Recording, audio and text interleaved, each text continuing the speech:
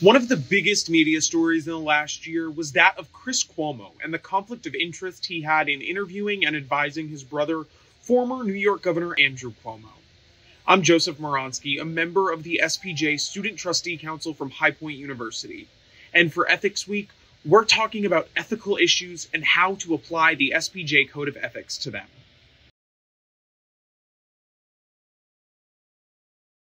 The third principle of the SPJ Code of Ethics is that journalists must act independently.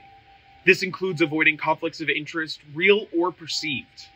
A conflict of interest includes covering or editing a story about family or friends, a company or organization that you've previously worked for or donated to, or a cause in which you have a vested interest. Unavoidable conflicts of interest should be disclosed. Although most journalists agree that the situation with the Cuomo brothers was an easily avoidable conflict of interest, some are not as easy to spot or recuse yourself from. In her new memoir, Going There, Katie Couric admitted to a conflict of interest when she interviewed the late Supreme Court Justice Ruth Bader Ginsburg in 2016.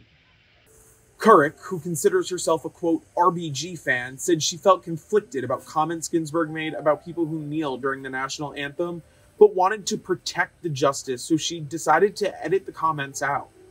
It's not a journalist's job to protect public and government officials. Instead, journalists should hold those in power accountable. The Code of Ethics says, quote, journalists should never deliberately distort facts or contexts. Another issue journalists faced is pressure from advertisers or donors to cover them positively. Now, more than ever, news outlets rely on this money, but journalists shouldn't let this affect their coverage.